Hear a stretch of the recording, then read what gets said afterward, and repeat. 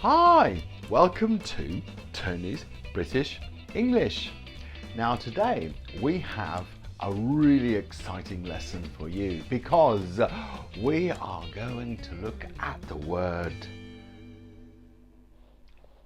if. Oof. If. 1, 2, 3. If. Yeah. Now if is a word we use to make a conditional. There are other words we can use, but the most important word is probably if. We have 4 different conditionals, and we can make these conditionals by using the word if. Okay, for example, we have the 0 conditional, we have the first conditional, we have the second conditional, and we have the third conditional. So we have 4 in all.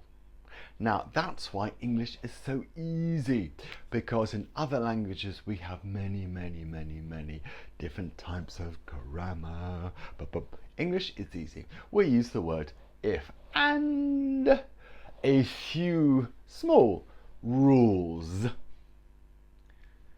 that go with them. Now, let's look at the first one, the 0 conditional.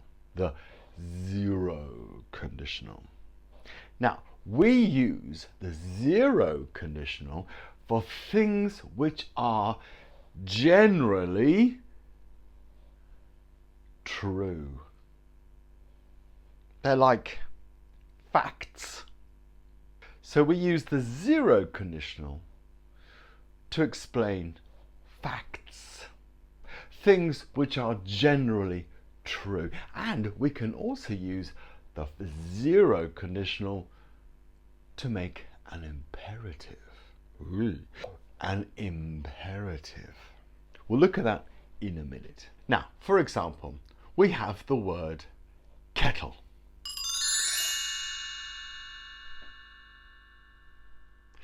Brilliant. My kettle. Okay, now this is a kettle. We use a kettle for boiling water. We use a kettle to boil water. Yeah, so we have electricity going in here, it heats the water up, and then we get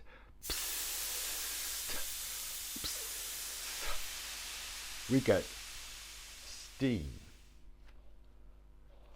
Steam. 1, 2, 3. Steam. So we can use a 0 conditional. If we boil water, we get steam. If we boil water, we get steam. Now let's look at that construction. So we have if, subject, we, boil. If we boil, now boil is in the present simple. So if we boil water, comma, if we boil water, comma, we get steam. We get steam. If we boil water, we get steam. It's true. It's true all the time. It's a fact. It's a fact. Now we've got if we boil, present simple, water, we get present simple. Ah. So we have 2 present simples to give us general truths, something which is always true, something which is a fact. So, for example, if we boil water, we get steam. If we call him, he's asleep. If we call him, he's always asleep. If we clean the windows, it rains. Present and present. Can you think of anything? Can you think of any facts where we can use a 0 conditional? Ah, look at me. I've got white skin, my face is white. So if I go into the sun and sunbathe in the sun, I burn. My skin goes red. So if I sunbathe, I burn. If I sunbathe, I burn. Present simple and present simple. So we use it for something which is true, something which is always true. If you touch the dog, he bites. If you touch the dog, he bites. Now, at the beginning, I mentioned imperative. Imperative we can use when we give instructions. So we can say, if the windows are dirty, call the cleaner. Now that's imperative, but it's present and present. If the windows are dirty, call the cleaner. If the dog is ill, take him to the vet. Vet.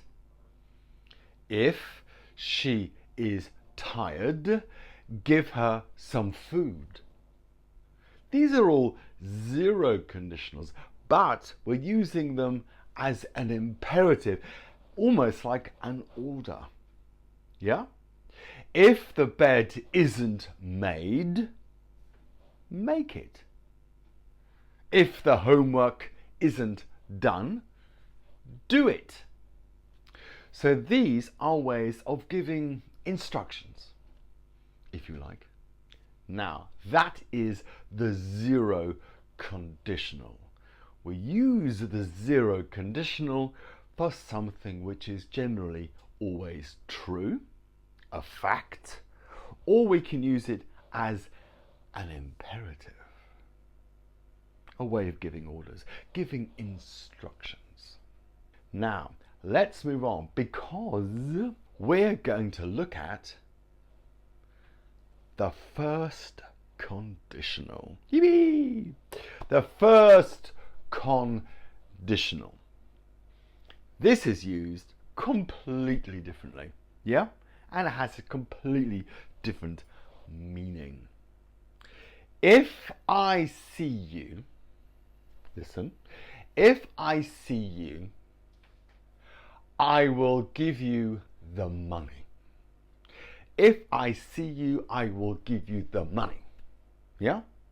I'm making a kind of promise. But listen, there is a conditional. If I see you.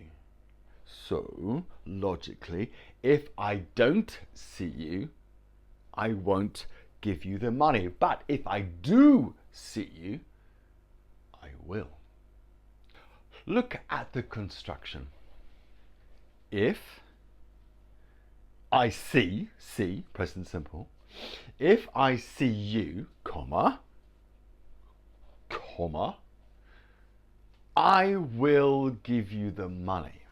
I will give you the money. So if I see you, I will give you the money.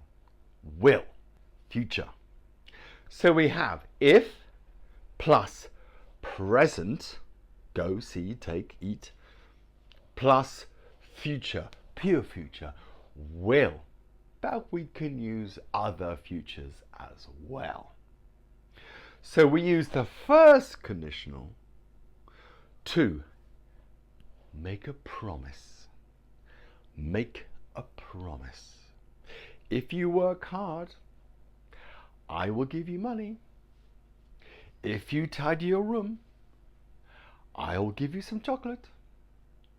If you kiss me, I will be very, very happy. These are all promises, but we can also use them for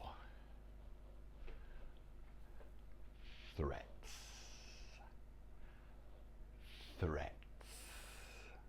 Now, a threat, if you look at my girlfriend again, I will hit you. If you don't work harder, I will give you the sack. If you come home late again, I will lock the door. That is a threat. So we can use the first conditional for promises, and we can also use them for threats. The first conditional gives us the idea of probability. Weird word. 1, 2, 3. Probability. 1, 2, 3. Probability. Probability. Long word. Probability. We use the first conditional because it gives us a sense of probability. It will happen if this happens. It will happen if this happens. So it's still conditional, but it's a very, very sure probability. It will happen. If I wake up late, I will miss my train. True. It's true. If I wake up late, I will miss my train. Yeah? We can use the first conditional for many different situations, but it's probability that we have to think about. Yeah? Okay, here we are. Here's a few questions for you. If you eat too much, what will happen to you? If you eat too much, what will happen to you? If you drink too much, what will happen to you? If I eat this food, I will be sick. If I eat this food, I will be sick. Oi. Why? It will happen. Definitely. 99%. But we're using the word if to give us a sense of probability. It will happen. Definitely. Okay, good luck. Now, your homework for today is this. I want you to give me some truths about yourself, 0 conditional, and I want you to give me some promises. I want you to send me some promises. If I study hard, I will pass my English exam. Okay, good luck with your homework. I'll see you soon. Bye.